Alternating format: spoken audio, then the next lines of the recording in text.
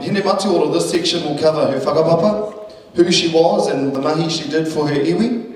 As well as the journey, we'll discuss her journey to where the Hine Matioro Pou currently resides and the opportunities she has provided for her iwi.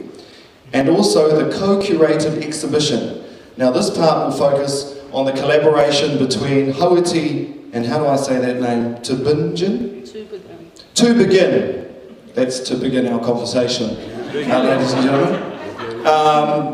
And I'll allow them to elaborate on where that is very, very shortly. So please, homai te paki paki, give it up for Tapuhi Tuapawa and Victor Walker. I thought you were going to say tune in to Tūranga FM. We're going to cross live to Uawa Live. Yoano, tēnā tātou. Morehu. Taha. Kōtupai I whakatawia I a tātou I tēnei po. I te whanetaonga o te Tairāwhiti e mihiana. E mihiana hoki te āhuetanga ki o tātou tini aitua, ki o tātou tini mate. O te rā I te iwi kariko nei tēnei rā, te kaipuka uhoki. A me ki pēnei, rātou ki a rātou, tātou e pai nei ki a tātou, tēnā koutou, tēnā koutou. Kia ora and welcome everybody to the kaupapa. Oh, I just about said, yeah, uawa. To our kaupapa tonight, which is imagining wharetaonga, imagining museums. And just before I hand it over to Tapuhi, something about Hoesians. We've got fantastic imaginations, and it sometimes borders on fantasy. But tonight you're going to hear some of the real deal. Kia ora, Tapuhi. Oh, can I hold it? No, Okay. Yeah, like that. Like that? Is that all right? Yeah. Okay, come on. Okay. Ka timata pēnei, ka moia paikea, e ahura waikato, ka puta, ko te ao marama, ko tātai arorangi, ko te huapai, ko te rangi hopukia, ko hine huhuri tai, ko manu tangirua, ko hingangurua. Ka moia hingangurua, ia iranui, ka puta ko taua, ko mahaki ewe karoro, ko hauiti, ko hine tera, ko tūte kohi, ko tamatānui, ko hura waikato, ko te whakapiuarangi, ko te whakahioterangi, ko pōnui, ko konohi, ko marukawiti, ko tahane tokorangi, ka moia tāne tokorangi, e a ngunguru o te rangi, ka puta ko hine matioro, ko ngā rangi kahiwa, ko te kania takirau, ko māua e tuake nei, te rā nei. Tēnā koutou, tēnā koutou.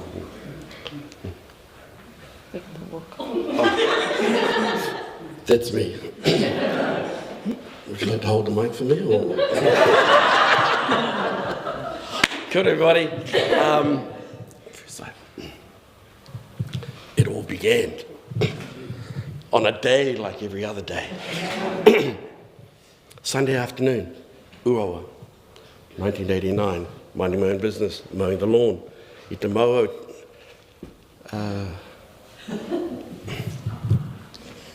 minding my own business, mowing my lawn. And I've just been on the phone to Maui Tongoho because all of a sudden, this little blue Corolla came almost skidding onto my lawn. And out jumped my auntie, Madeline Tongoho. And Auntie Madeline, as most of you know, she was the secretary of Hauti Marae. There was a chairperson, but that was Auntie Madeline as well. She was also the treasurer. And she was 3 trustees rolled into one. Nothing moved at Hauti Marae with Auntie Madeline. Now at that time, we'd just established a group called Te Aitanga Hauti Manakai Tiki. And we looked after all the resource consenti stuff that was coming in from council. Anyway, she said, Vic, I think this letter that has come to Hauti Marae is for you. And I said, oh, okay, Auntie. And she jumped in her car and off she went. And I read the letter and I promised Dudley I'd use my most gravelly voice as I recall the content of that letter, and it read, Tommy and Laura were lovers. No, it wasn't that. The letter read, whom it may concern. My name is Joe Kelly, and I write to you from the deep south, Christchurch in fact. I'm inquiring as to whether or not, I'm trying to remember it, Mike. I'm trying to remember whether or not my brother, John Kelly, has returned this tonga to Uawa, to Tolaga Bay. John Kelly was a teacher at Tolaga Bay District High School back in the day, and he was one of those teachers, big family, and he loved going around our pa sites, our urupa, our coastline. On one of those visits, he happened to come across one of our urupa, and the name of that urupa was Kapuarangi, just at Tolaga Bay there. And on this particular visit, he found some kōiwi tangata had become exposed. I think the kupu Pākehā is separated. Is that the word, Mike? Separated, David? From the sands. So, John did the best thing. Came back into Uawa, talked to our pakeke mātua and said, hey, crew, I've just been from the beach, come back from the beach, and there's some kōiwi. They might need to be reburied. A couple of weeks later, John went back to the beach. The kōiwi hadn't been buried. He mataku no ngā krauma. He mataku no ngā kraua. The skeletal remains, ancestral remains, were still there exposed. And just as he was about to leave, he saw something green glinting in the sand. Back in the day, when it was flippant, Victor Walker telling the story, I would say he bent down, and this green object turned out to be, no, I won't say that tonight, this green object turned out to be a mereponam. And I'll ask my esteemed colleague to hold the mic. So he reached down.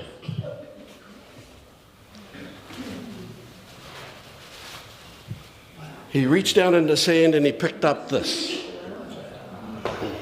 I'll just pretend this is the sand, okay? I was wanted to do a bit of drama. I wonder what that is. How tērā mea. He reached down, he picked it up, and my golly gosh, it was this. He looked at it, put it to the sun, and he knew that it was ina, with the glow of the sun around it. He put it in his backpack, and when he went back to the South Island, he took it back to Christchurch.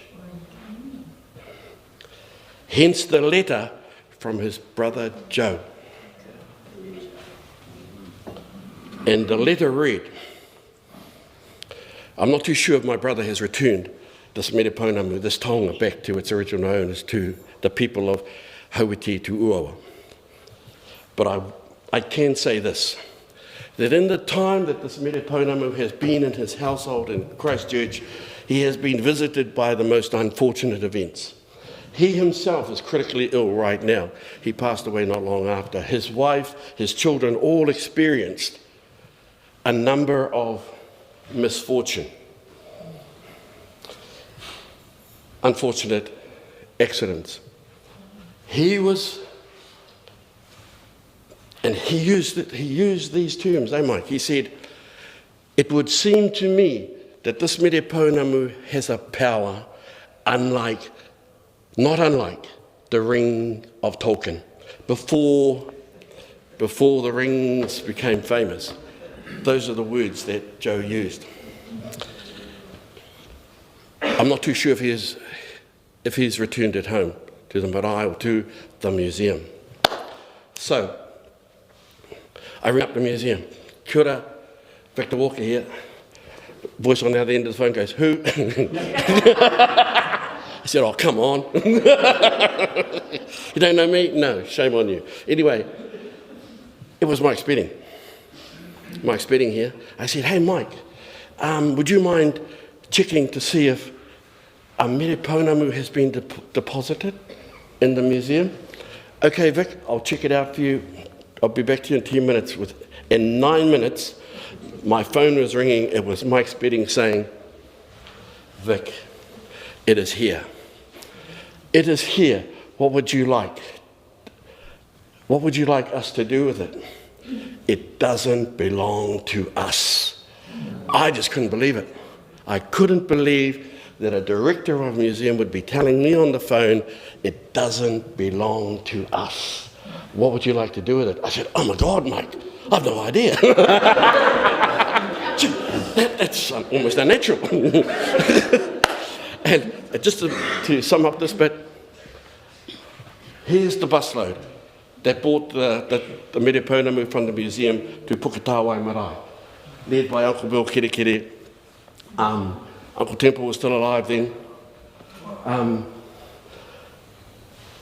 And they brought it onto the marae. But before I just mention the whakeke, we went to the marae and we asked the whānau, what would we like to do? And like all hui, we split into 3 different camps.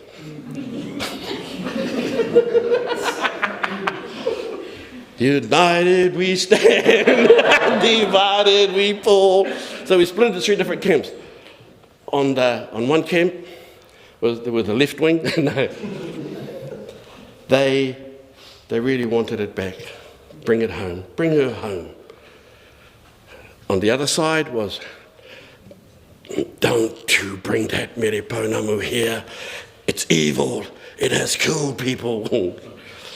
Because there was this kōrero floating around that there was a patu prawa that belonged to Konohi, and that patu prawa was called Titinapua, and he used that in his episodes and his travels backwards and forwards from Whangarātuawa. And then there was the crew in the middle. He said, oh, we're pretty chill, whatever. And those who didn't want it to come home were saying, take it back to the Urupa. But the argument was, if you take it back there, what's to stop another school teacher from coming and getting it? So, or anybody actually. You'll notice other Sakapori Kiriki, so we came onto the marae. They came onto the marae, and just as the bus arrived at the gate, those who didn't want the mere pounamu, their voices grew louder and louder and louder. And it got so bad that I was standing on the marae, and a guy over there thinking, oh, we're doomed. What do we do? Kei te whakieke, te whare taonga, a maikmā, do we say, kāti, me hoki? And so it was like this. Who was at the Alamo that day, David? Sandy? The guy, David John Bow with the knife, and he said in the Alamo, he said, all those who were with me, step over the line. And that's exactly what we did. All those who were with me, step over the line. And those who wanted to come home, step over the line. I looked at my cousins, and they went, and I thought that at that moment, the mere pounamu would be coming back to the Tairāwhiti Museum. Just to finish it off, I saw a movement out of the corner of my eye, and it was this nanny. Pare tū ki te rangi aho. Nanny Polly. Te tamāhine anō pera rangi wea. Ko ia te mea pakeke o uawa o hauiti i taua wā. And she came up to me and said, Nōku tēnā, okay? That belongs to me. And everyone goes, bring it in, bring it in. Because no one would stand against Nanny Polly. So that in a nutshell, people, is how this mere pounamu came home, and it began a journey of reimagining what whare taonga museums are all about. Kia ora, tāpū.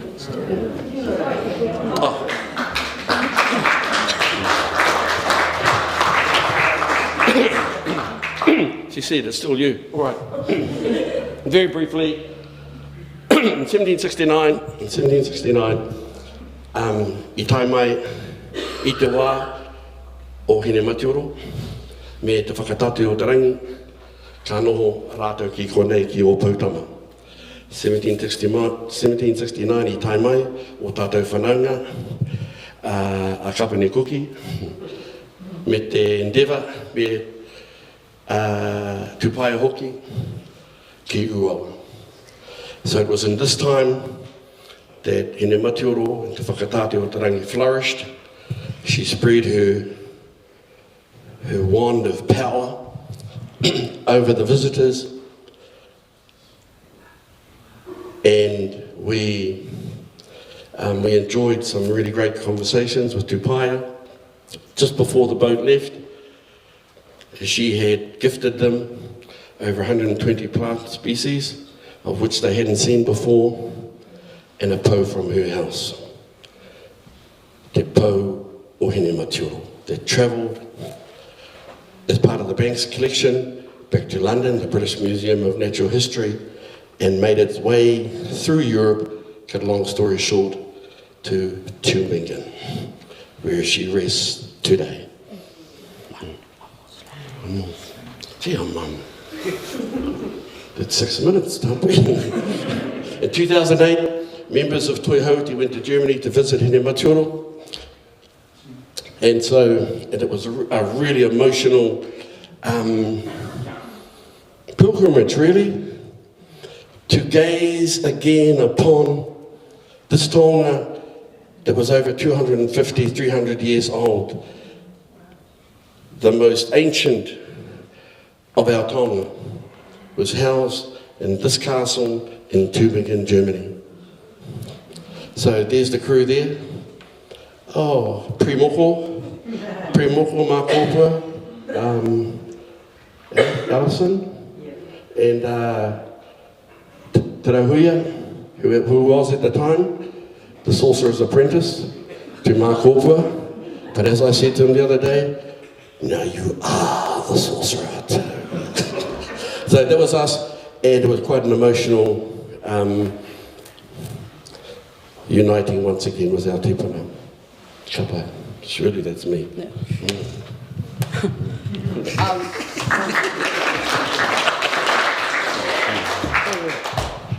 Tēnā tātou, so, yeah, ko tā hui te awhimate ki ara tātou important to a pauahau. He uri tēnei no te atanga hauti, ngā titu whare toa hoki. And yeah, so being a part of this kaupapa, I actually got introduced to it last year. So we were helping some tauira from the University of Tübingen put together an exhibition for a project that they had to do, and they wanted to do it on Hine Matioro. So yeah, Victor shot a tap me, and yeah, the rest is history. So this was actually before this. So this was 5 years ago when Hine Matioro first come home for the first time in over 250 years, and that was for the Tute Whaihanga exhibition. So I was involved in that. Yeah, that day was full of emotions, and yeah, I got the honour and privilege of bringing Hine Matioro onto Hauiti Marae, alongside two of my other friends, Merehine Pautu from Ruatoria and Tāmira Fox. So yeah, so our ope of men were in a kurutau, and as soon as they split, it was like a big gust of wind that just rushed past me. And then as we were like getting closer to Hine Matioro, I don't know, I was doing like all of these taiaha movements that I had never thought I could do to bring her on, and it was very emotional. So yeah, this project has been a big full circle. So my first time actually getting involved with Hine Matioro and the Cook and Tupaia kōrero was when Anne Maguire and a few of Tupaia's descendants come to Cook's Cove, and I was watching the Tupaya's Endeavour, and on just a snippet, it shows the trees that we planted, and that was when I was a year, I think I was 12, and I'm 23, so that was a big full circle moment, which brings us to the present time. So, tūpika ki te Tairāwhiti. So we had the honour of hosting Naomi Literates, who is our tauira at the University of Tūpika. She was only meant to be here for 6 weeks, but she loved it so much here that she stayed for 10. So yeah, this is her. So we got the honour of being involved in one of the Puoro workshops at the Hauti Hauora. So she got to experience that. This is actually next door. Kakahurerehua.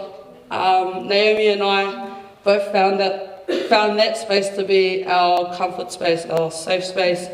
And yeah, we spent as much time as we could. So that wouldn't have been possible without Kataraina, Papataha, Maya and Tapunga. And then yeah, we went to Auckland. And this is the other Hine Matioropo that was found in the swamp at Whangara. So that was really cool to see that one, and that was also emotional. So we did 3 days here at the Tairāwhiti Museum and then 2 days in Uawa, just to give Naomi experience on both sides. So her reason for being here was learning how we exhibit taonga Māori, how we look after them, and just to learn about te ao Māori in general. So I'm going to be honest, so I graduated Toi Haukura about 2 years ago now, and museums weren't really up my alley, but spending 10 weeks here really opened my eyes to a bigger world beyond Uawa. What? Get that mic to somebody. Get over here, David. Get over here, David. Sorry, Mum. Sorry. But nah, it really did, because growing up, I only knew Uawa, and then coming here and experiencing everything that has to do with museums, and even going down to Te Papa, yeah, it really opened my eyes and yeah, pushed me more into the space. It also helped myself as well as Naomi with the project of doing a co-curated exhibition. So yeah, appreciate that. Hauti ki Tūpika. So in May, I got the opportunity to fly over to Tūpika and stay there for 6 weeks. And that is where our Hine Matioropo currently is. So we had only been in Tūpika for 48 hours when this whakahua was taken, so we were pretty tired, but it was very emotional. And the day before I flew out, Naomi and I got the chance to just sit in the same room and just soak it all in, everything that we had experienced while I was over there, while she was here, and we both made a promise to Hine Matioro that we would do all we could to make sure that we exhibit her and have the best farewell for her before she hopefully returns home, fingers crossed. I also got the chance to run a workshop over there with some tauira. So these are my tauira. I taught them the haka toia mai. I had 3 weeks, they learned it in 2. So that was really cool. This is Te Wharepuni a Maui, which is a whare nui in the Linden Museum in Stuttgart. This is Dr. Ulrich. He is one that worked with I think 5 Māori from here for that whare and that exhibition to become permanent. So working with him and talking with him also helped Naomi and I to make some pretty big but good decisions for how we're gonna do the exhibition. Because one of the main things that we had to think about was how are we gonna take taonga over there without having to worry about them getting damaged or anything. So this brings us to this. So this is our wāhi where our exhibition will be next year, October 2025. This was our first draft floor plan that Naomi and I put together. So it was, we took all our ideas and just kept breaking it down and down until we come up with this. So the first spot that they wanted the exhibition to be, we said no straight away once we heard the actual kōrero. So they wanted to display her in a ruma that used to be an old cell, and we were like, hell no. She's a queen, so she needs the best. So we got in contact with the managers that manage this wāhi, and yeah, we got it. So this is a floor plan breakdown. It's not solid, but it's a start. So for the 3 bay windows, we've got the past, present, and future. So this bay window will hold all our kōrero before, from when Hine Matioro left Uawa to when she returned. And then this is where she will be centered and with a waharua. So with us hoping to bring Hine Matioro back, we will leave a waharua there for them.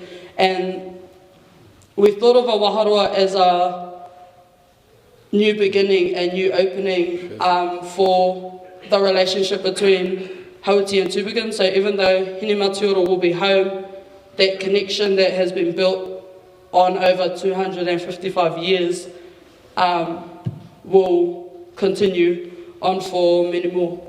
And then we've got the future. So the future will hold this kaupapa and hopefully ideas on the next kaupapa to come. So these are our sites. So with one of the people that we worked with for this space, he said, why don't we give it a feeling of a marae?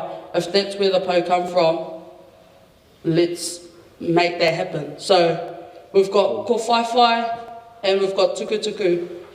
And then this is the other Hine Matioro po. So we wanted to include her, the other one, just because we know that she's there. And then, yeah, we've got the Ngā Tauhia Hauti Old Pari, which is Hine Matioro's moko kauai. And then this. These would be 3 kete that would be woven, and they would talk to these 2 bay windows holding those kōrero and knowledge that sit in those. The ko whaiwhai design. So this is the ko whaiwhai design that Naomi and I come up with. And it's a representation of the ruakapanga. So we sort of switched it up a little bit to sort of make it our own, but still have it related back to that. So that's our way of relating the exhibition back to her land and her people. The manaia come out of the Te Rawhiti Wharewananga. So that's why we've included that, because some of the research that we've found, they feel like that po was carved during that time and from that wharewananga, so relating her back to that, we've added the maraia.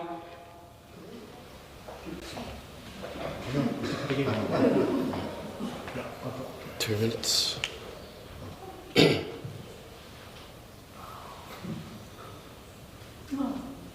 Which means good evening in German. and I'm sending this video from Tübingen, which is in the south of Germany. And I had the privilege to show Tapunga, Victor and Tapui around my home when they came to visit in May, and then Tapui stayed with me for the next 6 weeks when we were working on a proposal. And this whole journey started when, or for myself it started when I began my internship at the Tairāwhiti Museum and the Tairāwhiti Centre of Excellence. And yeah, I began at the beginning of February, and I was there until the beginning of April. And yeah, pretty much I was introduced to Te Ao Māori. Everyone took their time to show me around, and they were very patient while I was learning. At the museum I was working with the Kaitiaki Māori team, which was Papataha, Maya and Kataraina. And I was allowed to help with different tasks and just see what their work looked like, which was really interesting because in Germany this idea of work doesn't exist yet. So that was amazing. And then at the center I was allowed to watch Tapui teach her classes with her 30 cadets, have talks with Vic, see him at work as well. I could help at the nursery and learn about the local plants and how to reintroduce them into the environment. So I learned a lot while I was there. And I'm really thankful that I had my introduction into the museum space and into this whole project while I was there, and having the introduction in the Tairāwhiti Museum as well, because as I notice now, and I knew before as well, that the museum space is very different here in Germany. It's a long way to go, and I'm just happy that I learned from the start that museums need to, or that people should probably rethink museums and what they stand for. And I'm just thankful that everyone gave me the chance to learn. And now I can use my knowledge here, maybe to shake some things up, or just sometimes to have a different perspective, because I've learned so much from all the people that I've met during my time there. And I'm really, really grateful and so excited for this project. And can't wait where this is heading. And I hope you have a lovely evening. That's us. So in conclusion, and I'll try and leave on a really philosophical note, is that if our kōrero tonight began with a relationship with the Tairāwhiti Museum, it's a privilege and an honour to continue to have that relationship today, because along that journey David was there, so was Vicky, Mike, another guy who's just written a couple of books, Monty, he was there, and many others, Dudley included. And and while she's not here tonight, I must pay homage to Eloise. She was integral in many of the opportunities that we have. And just to finish,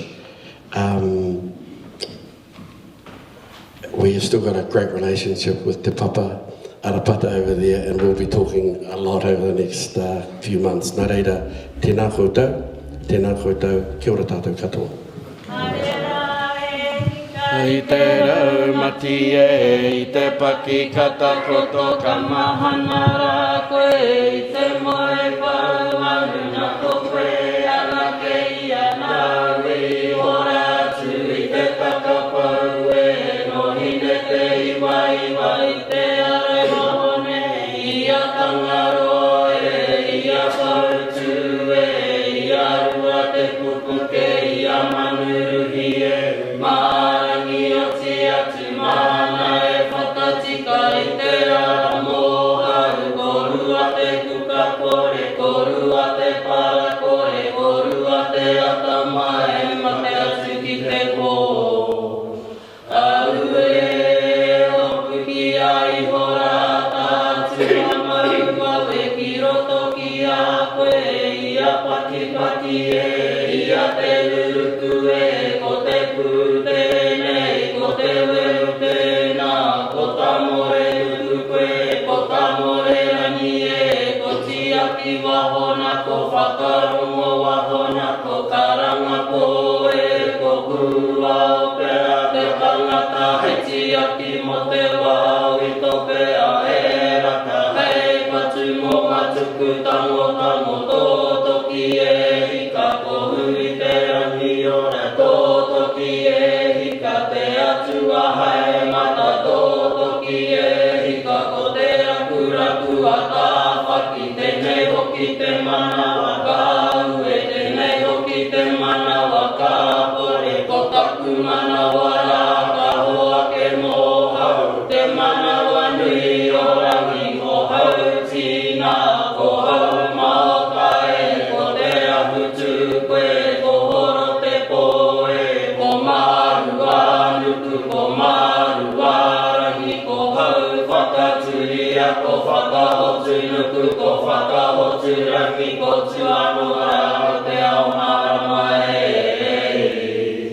Au e, ko tātai aro rangi, ko te hua paera, ko te rangi o pukia, ko hine huhuritai, me ko manutangi rua, ko hinga ngaroa kātu, tōna whare te rāwhe oro e, ka tepu te whae hanga e hika ki uawa, ka riro te whakautu, te mai o tū ki raro tonga, ka riro te manaea, ka riro te tāwaru, ka tahi raro rā, i apa nui e, ka puta ki tūranga, ka hangai atu koe, i te aho te tonga i patu ai koe.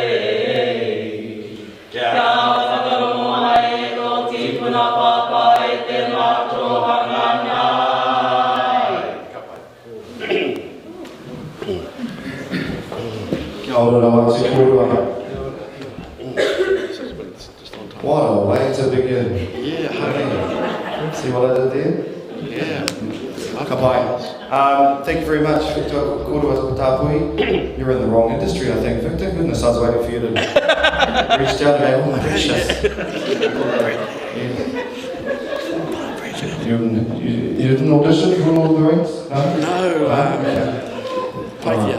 Okay, we'll call Peter Jackson after the show, see if he can show a quick audition. We're going to go straight to our next panel. I'm going to hand it over to the Whanonga Paula, and as I mentioned earlier this evening, an esteemed panel to talk about our kaupapa, hei mānangi tā tātou kaupapa, reimagining museums. Kia ora Paula. Kia ora tātou. Kai ka te tāhau e mātoi. I don't know where to start. Kei te tau whakarau e te tau whakarau. Kei te amu natu ki te karakia, kei te nipo kōka. He pukenga wai, ka pute he rākai. He rākai te putuma mai, te tā whao kei ngā taku toi. Tairāwhiti o Tigaroa māmu. He pukenga tāngata, ka pute he kōrero. Hei tina tātai ki te nipo. He kōrero kai muia tātai. No reira, me hāngai tō ki te kaupapani. Much of Sengi. I'm going to steal one of Anna's dance kōreros. He toi kō whaiwhai, he mana tangata. Nā kei taku pāpā Sengi. Our first question is, but actually in this context, in this, this gallery, with your exhibition here, like for you as an artist, as a person who's worked with talent, curator, what's the impact or the legacy of Te Māori, Te Hokinga Mai, in terms of, I guess, your art practice, and just in terms of, Te Māori museums? A nice easy question.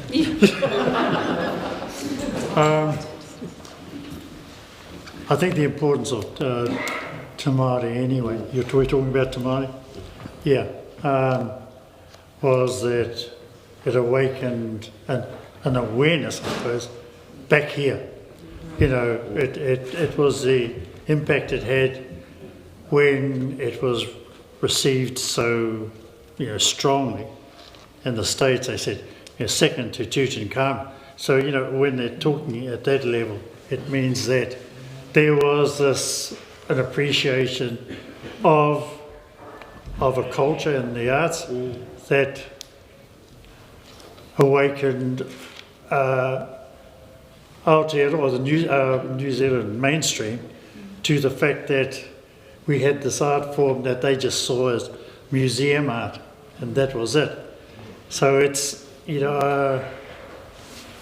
where to now? What I still appreciate really is that regardless of the length of time, the 40 years, we're still producing the art that's based on that museum art. We haven't if we're identifying what Māori art is, we are talking about whakairo, and we've got stunning artists now who are producing work that in their own right should be acknowledged and seen, but it's not included in major exhibitions that go away from Aotearoa. They still see it as an art form that is not, I suppose, creative or inventive, because it seemed to be based on us as a culture, but us as a culture is the language of Aotearoa. That's what we can say. You know, it talks about an art form that is our language. I remember years ago, Penetaipa was talking to Paramatchet, and he wasn't well, and he said that for him at that time, back in the 1972 when he died, he said that he was afraid that the language would go, and that our art would still be a language for us to identify who we were. So, I think that what's happening now is that regardless, you saw they were weaving in, for those in Matahoa in Venice, we're creating artworks still identifying Māori, and they're becoming appreciated and recognised in Aotearoa as artworks in their own right. But it's only just starting to happen, and I think that we've got a long way to go still to ensure that our rangatahi will know. You see it with moko now, and people who are saying I'm Māori by what they have is the wear on their face, and yet it's still the art of the moko. It's the story of the moko that is saying who we are as a culture. So I think that that's enough for me. But I think that if we had to take an exhibition away, then it should we can't repeat Te Māori, because when I say we can't repeat it, it's better for us to send art that is of living artists, because they are still making the statement of who we are as the native people of Aotearoa. So I'll leave it at that at this point. Thanks, Matsu. Hey, David Butts, I'm going to ask you actually the same question, but I guess the legacy of Te Māori and talking of my exhibitions in the museum context now. Thank you. No, look, Sandy's right. It's a huge question, the legacy of Te Māori, and there are two things that I just want to briefly mention. One is that we have the legacy of Te Māori sitting here with us. The people in this room who have been impacted by Te Māori, and I just want to identify in particular the Māori staff, people who have worked in our institutions, and great line up here, there are other people in the room. That's the legacy. The legacy is carried by those people, and after Te Māori, museums started to employ more Māori staff, and that transformed the institutions in many ways. It wasn't easy, it hasn't been easy, and it still isn't easy from my observation. But I think that's one of the great legacies. The other one for me is the process that the people who organised Te Māori used to ensure that it was safe for the taonga to travel overseas and to travel around New Zealand. And it really, I think it established that the rangatiratanga and the kaitiakitanga in relation to the taonga that are in public institutions is still held by whānau Hakuniwi. And that's what they said to the museum directors. All very well for you to say that you're happy for them to go.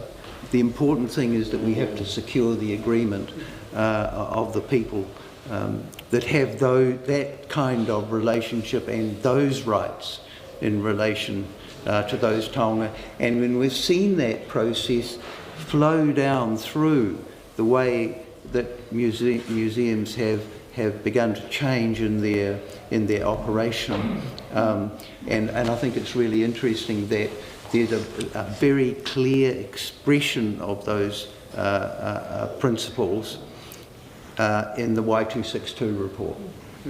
So that legacy flows right down through. It flows right down through the kind of heritage legislation that's been created in New Zealand. You know, so you see the way that the Antiquities Act that came in 75, and it took a long time to change the Antiquities Act into the Protected Objects Act. But in there are those principles again, recognising that rangatiratanga and that kaitiakitanga. And there are numerous other things, but I'll hand on. Kia ora, Vicky, and I'm going to ask you a question. And my question for you is a bit different. It's actually part of that legacy, and I'm going to name drop here. Because Vicky Ann here's a paper conservator, and we've got in the room another conservator. Pretty sure Dean Whiting's in the back there. Okay? He's a built heritage conservator.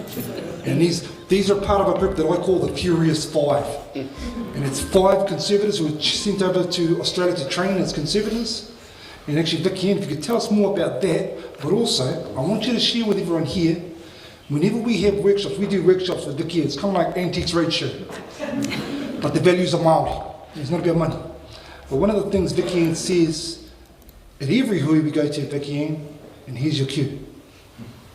Now. You know how to preserve things, you still hold them, you still care for them, and have confidence in the knowledge that you already have. And our role as conservators is to help you with maybe some new tips and advice. But kia ora paora for that. I guess one of the legacies then of Te Māori was a recognition that conservation was something that Māori could be involved in, and I think we owe a great debt of gratitude to the Conservation Cultural Advisory Council and the Wahine Toa that sat at that time, Ngā Huia Taua Kotuku, Wana Davis, Gaue Davis, Maina Mackenzie, the first Māori museum director in New Zealand. I think they recognised that we needed conservators who are Māori, and particularly also a debt to at the time, the Te Moana Nui Akiwa Weavers group, who also recognised that the degradation of the paru fibre was significant and they wanted people to train in conservation. But they also recognised that Māori could forge their own path in conservation, that we had something to offer the greater international conservation community, which we still do, and sometimes that is hard and challenging and continues to be hard and challenging. And And I particularly like that we started with this kōrero on Hine Matioro, because I think that is, in a way, the legacy of Te Māori, is that taonga, that what it demonstrated was that taonga are inextricably linked to people and whakapapa, and it's those relationships that are important, that drive how you manage and display and interpret taonga. And I think Te Māori was led that way, and now we have Tāpui and Victor and people telling their own stories, which is part of that journey. So I might hand on to the others. Yep. Kia ora, Ana, Shasha. Hei wini wasi, Ana, a teki pio te piri Shasha. He toi whakairo he mana tangata. Hey Ana, the question I want to go to you with is, are museums, and this is a real tapunga question, this one, are museums and art galleries still relevant today? Kia ora tātou. Well, absolutely, and I think probably more important today than ever, particularly given our sort of environment, political environment as well. And so with the belief that, you know, our cultural institutions provide belonging, connection, inspiration, you know, well-being, sort of this rongoa. And if you have that value and that belief in the arts, culture and creativity, then places like this, you know, are crucial. But of course that means that there's always growth to happen as well, and that they can change. But for me, definitely it's a connection. And just to jump on to the legacy pātai as well. So for me, it was that connection. You know, we were the children of Te Māori, so as whānau, we got brought up in places like museums and galleries like we always attended. And it wasn't until I had a conversation with an auntie that said, oh, when we were young, yeah, hell no, we never went there. You know, those were for either Pākehā or for tourists or visitors, and we never went there. And so that was sort of, took me back, because I just totally kind of took for granted that we were always in these places.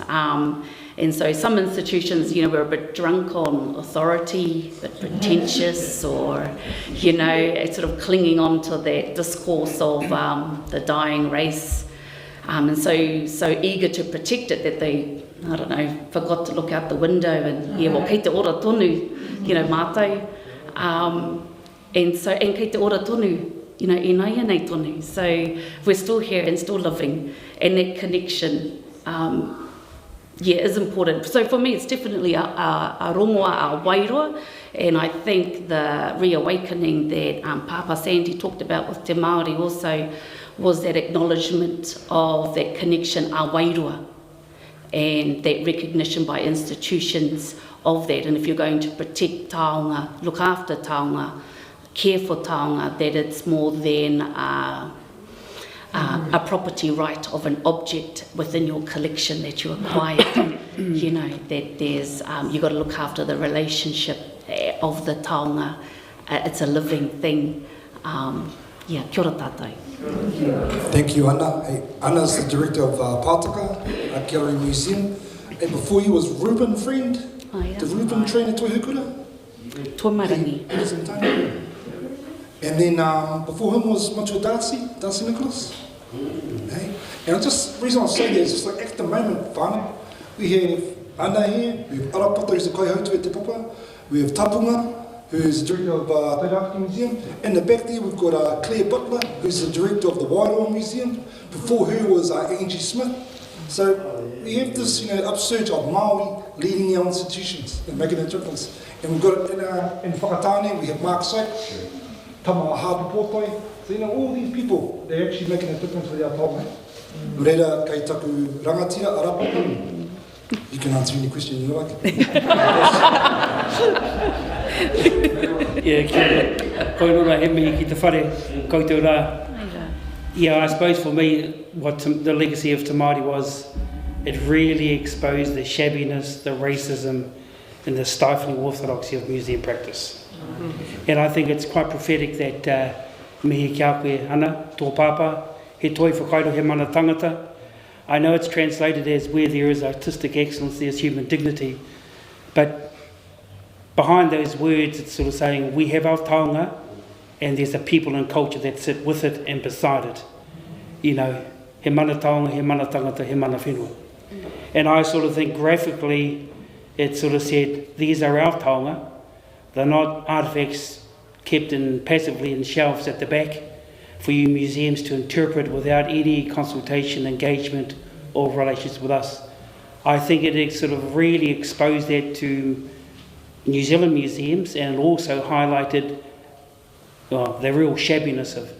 And I suppose one of the legacies there, which we're still working through, is that, and I suppose mihi kia koutou, Victor, kōruatahi, mō tai Tairāwhiti. I think there's a journey of reconciliation and healing. We know that, you know, when Te Papa was opened, the consultation around that, and the flow from the Te Māori was that our tipuna and muriori karapuna were stolen, traded, and taken from out of our country, our wāhi tapu lua, and they're in museums throughout the world. Last year we returned our ancestors from museums close to Tübingen in Stuttgart, and it's really, you know, when you have a look at that whole process of reconciliation and healing, museums throughout the world, and I think it is a legacy there, because it's sort of like those museums went to the Met, St. Louis, the Field, San Francisco. It created all sorts of wonderful relationships. But, you know, I can recall that I was involved in the repatriation from the Natural History Museum in New York. And that was one of the largest repatriation. Hundreds of our ancestors were held in that museum. It took over 100 years for them to agree to return for our tipuna and muriori karapuna to return home. Numerous requests from Te Iwi Māori. It actually had, I understand, over 2 official requests from our Prime Ministers. You know, and in 2014 they agreed and our tipuna come home. So I think, you know, there is something about reconciliation and healing. As taonga were taken by explorers and so forth, and it's time now in terms of what they represent and what they mean to us to reconnect them back to there. And to me, I think that's addressing our colonial period. It's great that places like Germany and Europe, Belgium and France are actively addressing their colonial period. They're acknowledging that kei te hera wātu nei ngā mahi o mua, me pēhe hei whakatika. And, you know, so it's, and it's not only in Europe, many other places. And I was really glad to know, and this is quite a startling fact, in America, they passed a federal legislation in 1990 called the Native American Graves Repatriation and Protection Act. It was a federal legislation which required all publicly funded museums and universities in America to return First Nation ancestral remains and sacred objects back to their peoples. We were visited by Deb Haaland, the Minister of the Interior, last year, and her delegation, and it was just, in the discussion, you could see there was kei te tangi te ngākau. Since 1990, bugger all, many museums and universities, high probably, have done nothing. So in last year, early this year, the Biden administration said, enough is enough. You have 5 years to return 97,000 of our ancestors, 97,000 held in your museums and universities, and not only with sacred objects, but also, and that's why a lot of the museums overseas are sort of shutting some of their galleries, because they can't do exhibitions without involvement with First Nations, and it goes far wider. To me, the legacy really is, and some commentators said that, I think Stephen Whale a few years ago at a conference, it's a change from being about something, to somebody. And, you know, museums are preoccupied with the object without any recourse to the connections with its people and culture. So to me, that's the legacy of Te Māori, is it really acknowledged that the taonga, you know, how bad museums were, and the real living connections that our people and First Nation Indigenous people have with their taonga. Anyone else want to have a go? Okay. We've almost answered all the questions. So Taukum was really organised. He set up these questions better. Wānanga last week got 6 questions. And actually, these guys answered half of them. But that's the beauty of Wānanga. Kei kone ngā kōrero. And actually,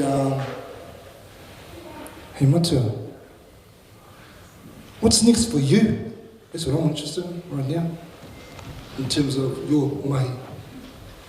I don't know. But I was thinking of the point I said, how long is it going to take before what went to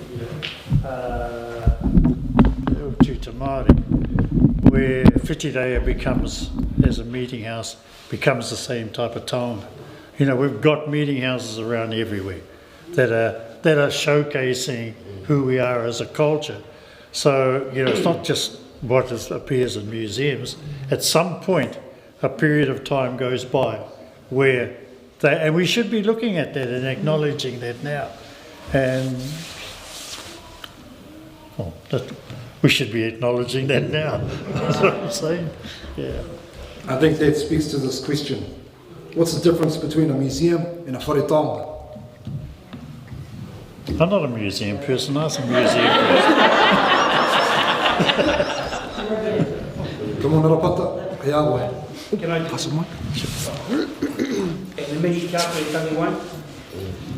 In 2000, I'm going back 22 years now, Joe Pihama and I facilitated a hui in Waihere.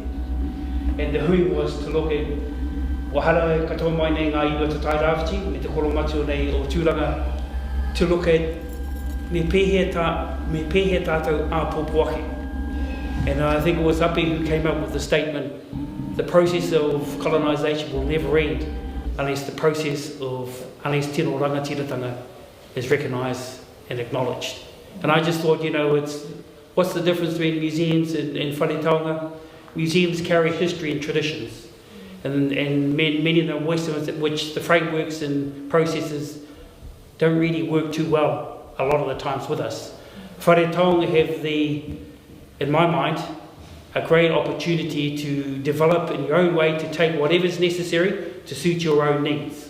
I'm not saying museums are not relevant, but I think if museums don't become relevant with their communities and don't work with their communities, they're just perpetuating a real practice of the past where it didn't privilege us, it privileged the other. So I sort of think, you know, I'm a real advocate of wharetonga. I'm involved with the Tainui Waikato wharetonga being developed for the kingitanga and hopu hopu. And the whakaaro there is that the time is right for us to care for and look after our own taonga, to tell our own stories to ourselves and to the world. But yes, we want to work with the museums to make that a reality. So, you know, I just sort of think that it's fantastic. Our relations in Australia, you know, as we speak in Perth and in Adelaide, are building the Tākari Centre and that are building huge wharetonga, which will be First Nation at the core. Kia ora, Arapata. Hey, I just want to say one thing for you. So, in the last 5 years, at least 3 wharetonga have been opened around the motu.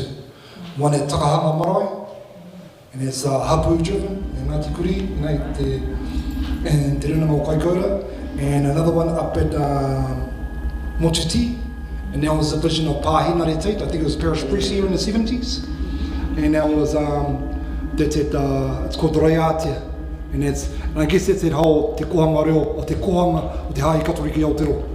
So that's the beginning there, and actually the local hapu there at Motuti Arapata, they run and organise that wharetonga, and then we've got the Paurotoi.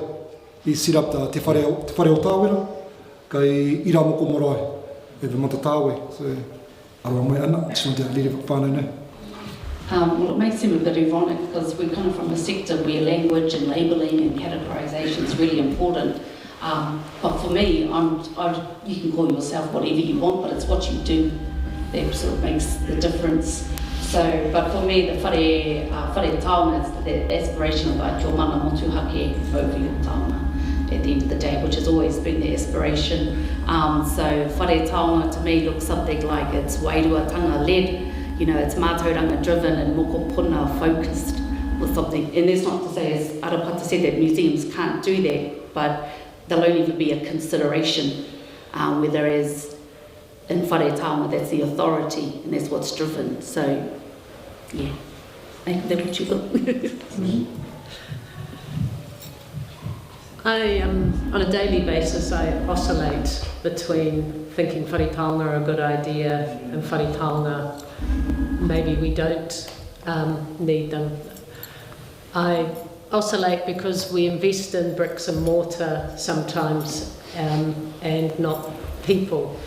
And what are we investing? How do we sustain that, as well as our marae, as well as the well-being of our people? So those are the kind of dilemmas I kind of think about, and what are we setting our mokopuna up for? I don't know.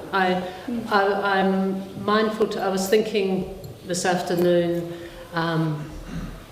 if we invested in people, the Te Awe Kotuku funding is quite a good example post-COVID, where there was an investment in, I think, at-risk mātauranga and investing in the people, and that was quite successful. I think of Japan, where I was fortunate enough to do some work there, learning about the craft of paper making as part of my journey to being a paper conservator, and they invested heavily in their mātanga and pukenga, and their sole role, those specialists, was to continue their craft and be paid to mentor and pass it on. So I was thinking about reimagining the museum. What if the museums that are already here become the whare taonga? They are the ones where, I don't know, half of it is mana whenua invest, well, no, actually local government invest in the museum being 50-50. So mana whenua drive the policies, mana whenua drive the exhibition program, they help develop the policies, and then it becomes more about co-creation and collaboration and partnership. Because often I think music, we talk about and we acknowledge, and yes, there has been a shift towards integrating mātauranga into our decision making, but what if we turned it round and then the people that are actually in control are mana whenua or iwi? That changes it, because I still think we talk about these things from a position of privilege and power, and we're still in charge. So I think there's still a long way to go. So, and I often think whare taonga are about context and purpose, and museums are about conquest and collecting, and that those two things still need to work themselves out. We might get there in the end, you know.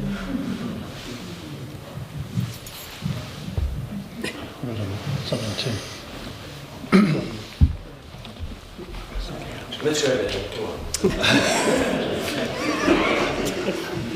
I think the reality is that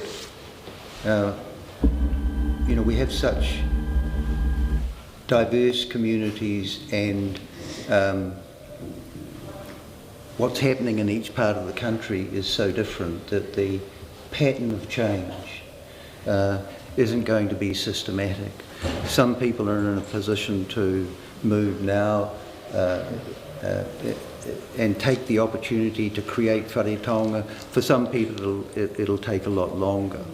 And I think the important thing is that the public museums can continue to work as effectively as they can with local hapu and iwi. And there's, in some public museums, there's a long history of Māori families having an association with those institutions. And they're very important relationships, and some of those families place taonga in the museum. And one of the fascinating things about Te Māori was that in talking to Hapu and Iwi about whether taonga would go with Te Māori, some opportunities or doors were opened to discuss what was going to happen with taonga. So the initial discussion was, do you agree for this taonga to go with Te Māori?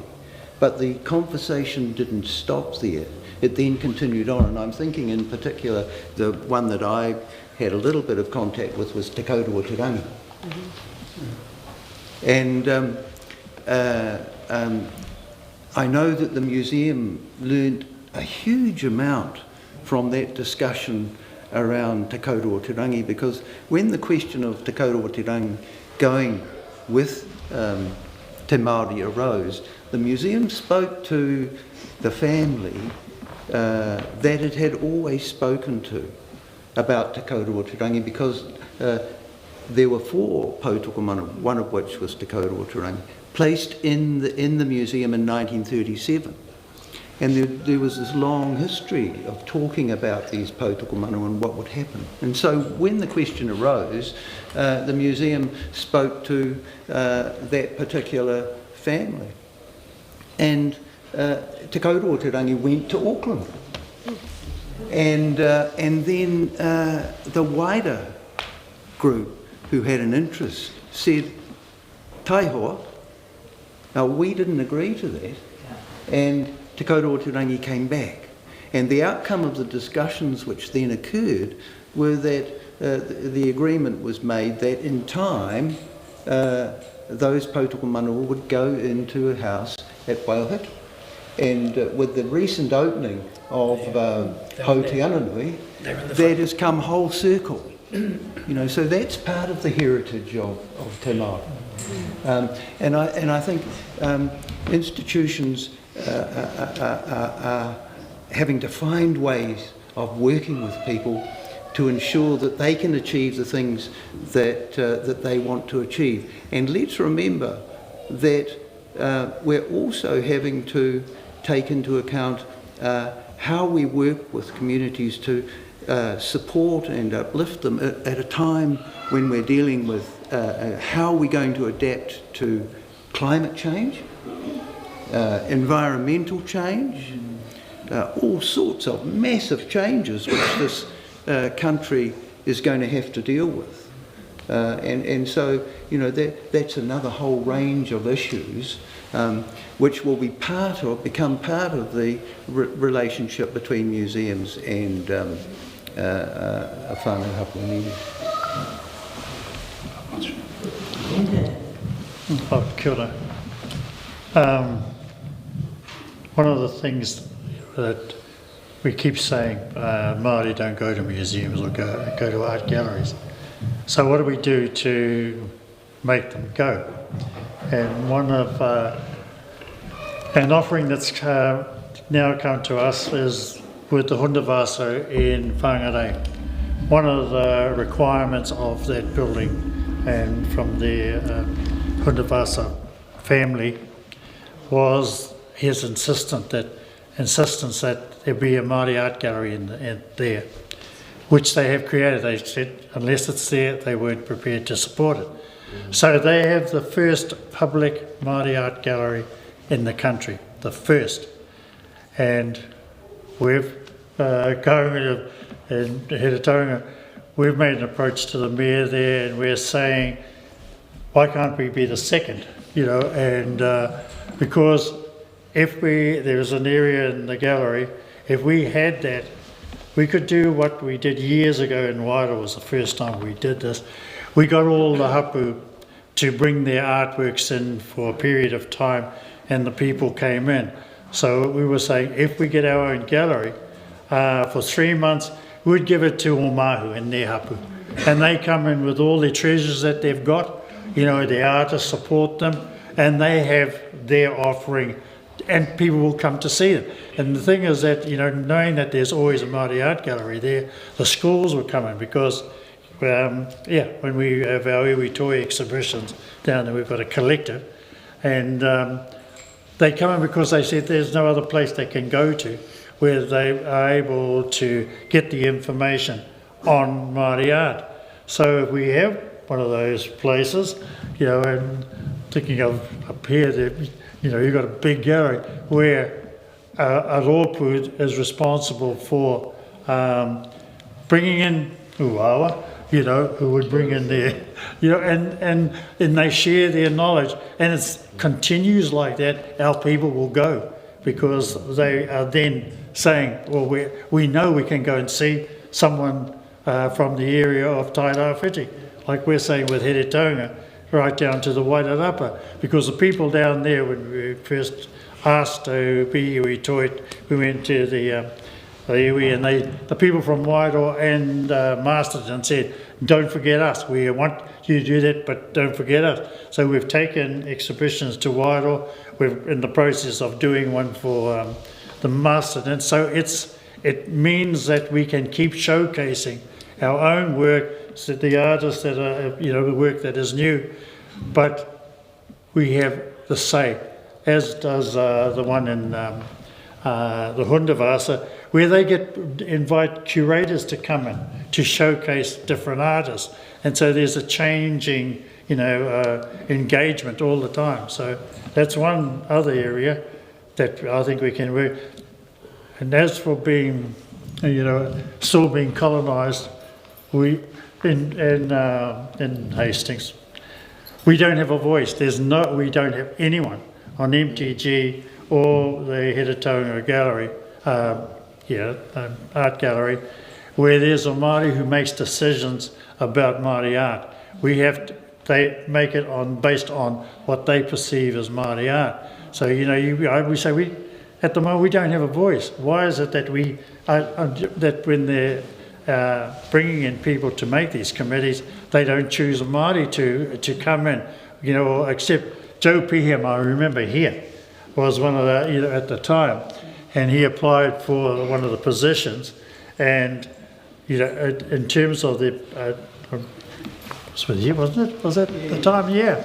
You know, we said, look, you know, these others may have all the qualifications in terms of the museum, but Joe has the knowledge, he's got the language, he's got everything that those others will never have. You know, so why are we not, you know, considering that? And he got the job. Yeah, and my last one was that, I still think we're colonised. I had some work that went to this Venice Biennale, and they interviewed us. It was from overseas too, and they said to me, "Oh, how does it feel to have, you know, this the great artwork from Māori showing at the Venice Biennale?" And I said, "I don't know." I said, "How do you know that it's the best work?" "Oh, because it's such." And I said, "How do you know that?" I said, "We don't know that." I said, "That exhibition was selected by a guy from where did he come from? South America. And he chose the exhibition." I said, "I still feel colonised. We didn't have the choice to do this. It was the guy from Brazil that, and he, you know, he identifies himself as a colonist, you know, colonising the people over there. And then they turn around and do that to us." I said, "What was Creative New Zealand doing, allowing, you know, for something like that?" So I think we've got enough little niggles that we can still continue to have a go at them. I wanted to just bring that in. Yeah. Hey, just that point that David made with Te Kauratirangi, that was a te aue kōtuku kaupapa, where it was funded to support the whānau, the hapu there at Waiuhiki, to move it from storage at the MTG, Napier Museum, to Hautananui, and the expert that was used to actually do the conservation work, there was Jade Hadfield, a mokopuna, from Ngāti Pārao, Waiuhiki, and she's based in Melbourne, so she's did most of her stuff online, communicating with her whānau, and she came over when she could, because they had COVID, and just mihoro tūnā kaupapa. And I'm thinking, after Matua's kōrero, Arapata, I think we're going to that mana taonga place, that conversation. I just quickly, I think there with Joseph with mana taonga, but with the legacy, if we look at the recommendations our people made in 1986 with Te Māori, they were bold. And I'd like to sort of think that, you know, we too are popoake. If you have a look at all those recommendations, it said, you know, in Mason Jury, Whatarangi Winiata, Ngāhui Te Kōtuku, all scribed it in preparation for Te Hokinga Mai. And they said, our ancestors must come home. They said, our museums must change, we must be bicultural museums of the future. They said, we should have an inventory or catalogue of all of our taonga, so we know where they are. There was a whole host, there was support for tribal development. Ara, kua timata ne ngā tahanga nei o ngā whare taonga. You know, so I sort of think my sort of the parting words is that we too in the future, let's be bold, you know, and it's for us to make those decisions. Yes, it might be with museums and galleries, it might not be. Hopefully it's with and beside and together, but let's make those decisions. I think our language and the culture is too important. Arapata, you'll remember the Taonga o Te Motu report, and that can be seen to flow out of, I think it was part of the preparation for Te Papa, but those people like Hirani Mead and so on were there, minor. One of their recommendations was that there should be a Māori National Museum. How do you feel about that now? Pai tēnā whakaaro. And I think part of that there with the consultation there too was that when they took even before the building of Te Papa, they took it around, you know, and they said, well, piheo koutou whakaaro, and there seemed to be with all the consultation around that there was support to create something for us. But you know, maybe that's the evolution. And but I think it's, if we want to be in tino rangatiratanga and mana Māori motuhake, you know, whatever best serves our interests. So I don't know whether I'm answering that there, but I tautoko the idea that it's not up to others to make those decisions about our taonga. We have all the right in the world to speak about them, care for them, interpret them, yes, and be with them because of our relationship. The government said, no, we won't have that model, you know, at that time, which was, I think, was very unfortunate. Yeah. And there's challenges there. Kia ora whānau. I think we've come to that time to tuku te rākau ki ngā pātai. So.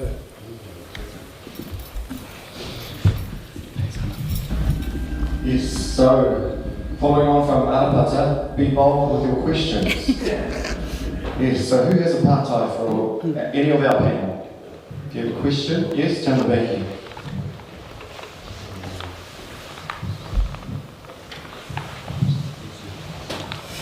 Kia ora. I've just been thinking about artificial intelligence and its impact in the museum realm in the future.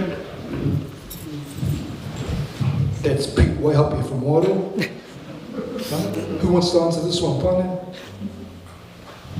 I'm just passing it down.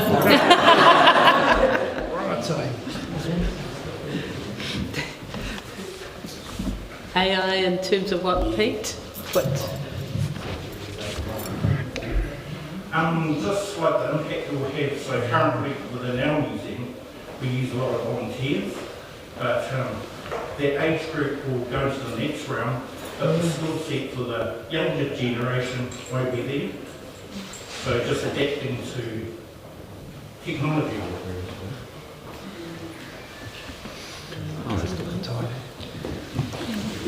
I think if your question is how is AI going to impact on museums, obviously it's inevitable that it will. And I think we have to look at the history of digital technology on the way that how digital technology has transformed the management of museum collections and access to information about museum collections. And it may well be that AI is able to bring together information for people who are trying to access collections and access things that taonga in museums that relate to them in a much faster way than we can currently do it.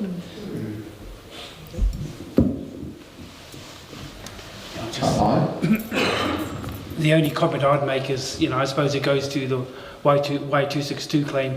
Pehe tātou nei hei pupuri nei te mana o tātou taonga. How do we ensure that we protect intellectual property and the mana of our taonga?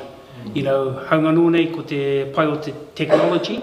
There's technology that maybe can help to, but to me and I think it's already been raised in the area of Sandy, of the creative arts. In this whole area is that,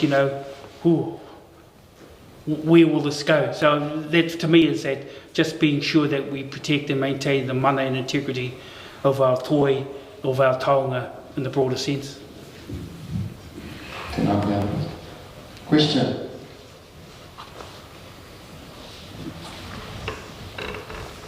Observation? Yes, observation. Thank you, Tina.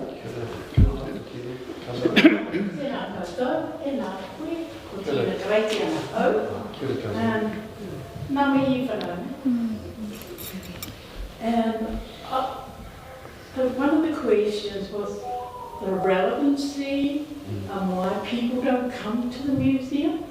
See, I bring my mokopuna, I brought my children to the museum because, in my opinion, a museum is like a pātata. It's a house that feeds the brain and enables people to look back to the past and can imagine the future. I also come back to a kōrero about, we have, I think artists have artists in residence. I know that Jack used to have some out at Wainui. We had one here. You had them down at the pupa. You had Romo Whakaata whānau down. You had Tupui. What is wrong with having hapu residents in New Zealand? How else are we going to learn about each other if you don't open our minds to that sort of power? Because I think if you do not, no matter where you want to be, whether it be Māori or non-Māori, you will become irrelevant if you don't consider the entire population. Because the other thing that I'm reminded of, we have blended whānau. Māmukupuna have the redest and fairest skin in the world. And that's because my daughter-in-law is not Māori. She is from Pākehā. Now I want my mokopuna to be able to walk into a museum and see herself in the museum at different layers. But I think the one thing we have to understand, we need to break down is letting go of power. That is the barrier to what's happening in all of us. People are not prepared to let go of power. If you let go of power, the world becomes our oyster. So, it's so lovely to see you here. I'm down Wellington for the fire. Good, ka pai. Lovely. Thank you, Tina. Any other observations, questions? Conscious some of you want to get home to Shortland Street and Paris Olympics?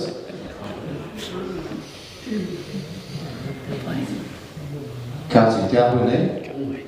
Ko pauka tō te wahanga kia tātou. E mihi atu ana ki te pai kōrero. Please, a big round of applause for our sentinel. I know that some of you travelled long distance to be here tonight. We really do appreciate it on behalf of our tapunga and the Tairāwhiti Museum. Tēnā koutou whakawāti a koutou I tēnei pō. Ka hoa atu anō te rākau kōrero. Oh no, nēni rō mea.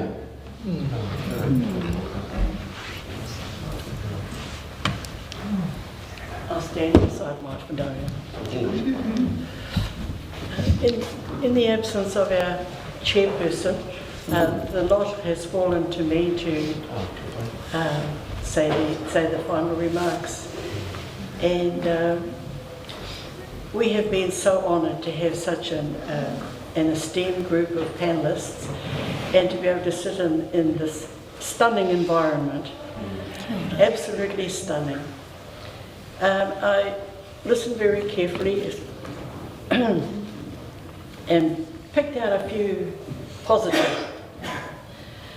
Okay, we talked about Maori representation on museum boards, and I skied about this, don't I? Tairāwhiti is actually the envy of many local museums. We have more Māori on our board than Pākehā or anyone else. And lots of other museums, they might have one representative to tick the box. And so we're and your iwi, Mahaki, Tāmanuhiri, Rongo Whakaata, Hauiti, Ngāti Porou, you have a representative on the board. And that's something unique. Kia ora. Okay, we did have a Māori wing here. And I remember that in my childhood. Back in the 1970s, Māori decided to have a wing, and so they called themselves together, and they brought their taonga in. And those taonga that are still here were the basis of what this museum now has. Yes, we do have iwi exhibitions, and they're very successful because they bring the people together. We have Maori curators here.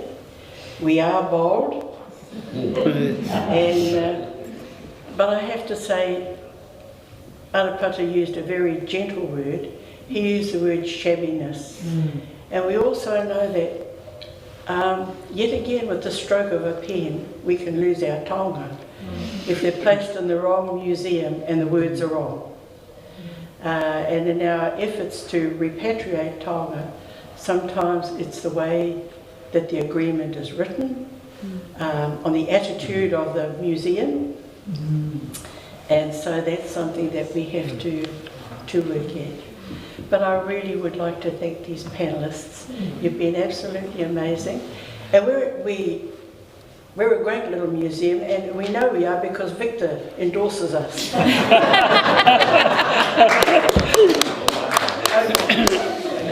So, if you'd give a big round of applause for our...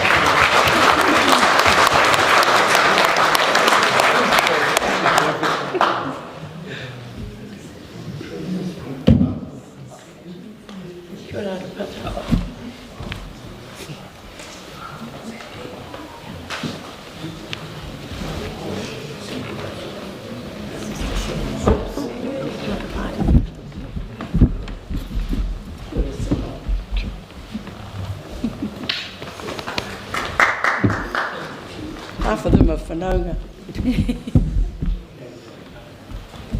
Now ready?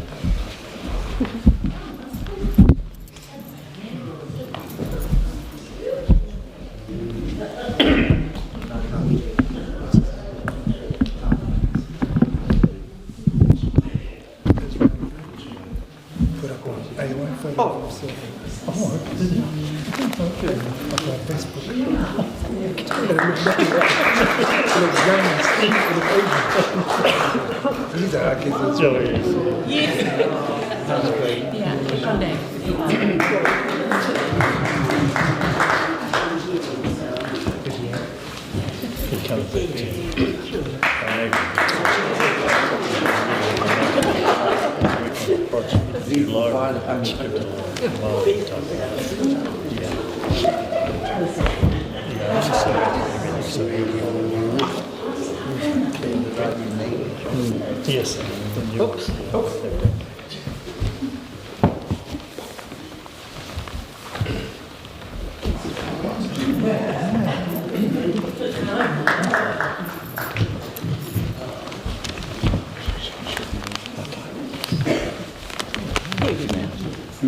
Another whanaunga.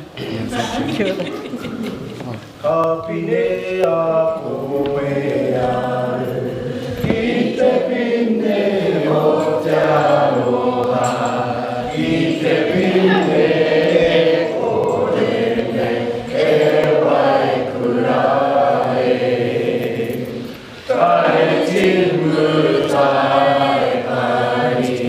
E